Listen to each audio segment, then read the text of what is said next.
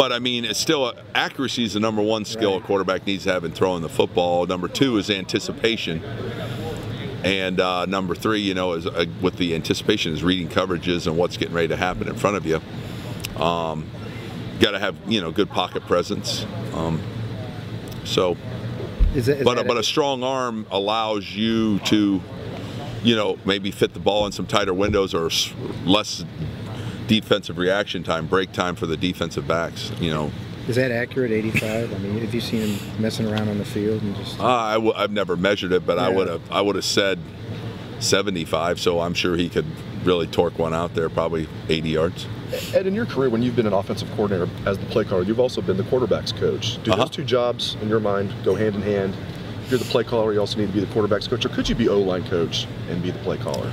Oh, I don't think there's a set way you have to do that. I think whatever you do, you call, in my mind, you try to call the plays that the quarterback is most comfortable with that'll help you win games. I mean, you got to call plays through the mind and comfort level of your quarterback. So we tried to do that for the Wisconsin game, and we'll try to do that again. So it doesn't really matter who's doing that or what position you're coaching, as long as you understand who the trigger man is and what he's good at. You know, every catcher has different calls for different pitchers, you know, and you know, we have a different pitcher in there now. So we have to call the game based on what this pitcher's good at. And you know, we know what Cardell's strengths are, and the more he's out in front running the first offense, the more we see what he can do and can't do and show us. So Coach Meyer said he's very fortunate to have you around. He was just talking about this when asked about Tom Herman's possible replacement. Is that something that are you hoping to get promoted? Is that?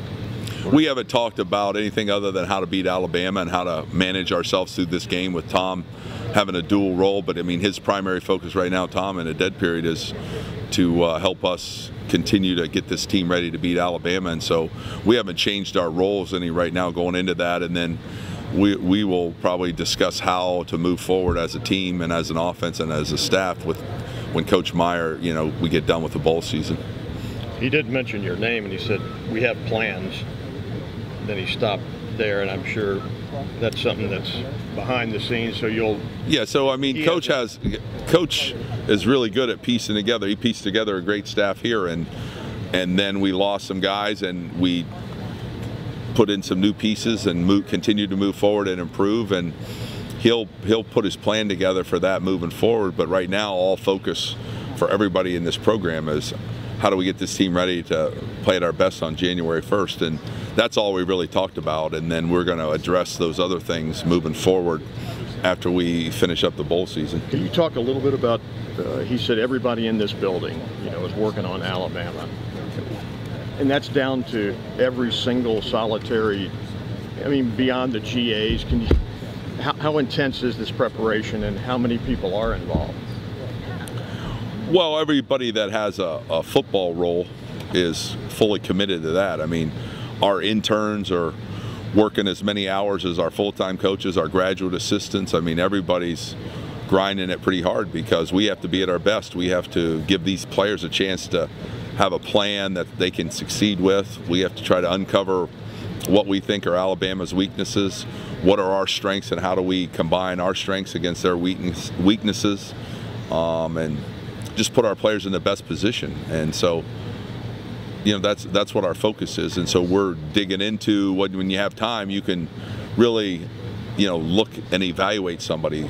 Sure. What do they do over a period of time? What do they do against certain offensive systems, offensive sets? How do they defend things? So everybody has tendencies. We're all human. Humans have tendencies. Humans have things they rely on. Humans have things they like.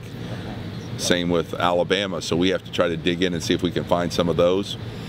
And everybody has weaknesses. And, you know, we have to try to find out what theirs are. On paper, they don't have many, so, you know. Does every team have a weakness? Oh, I think every team has a weakness, you know, and that's the job of the coaches to try to find that.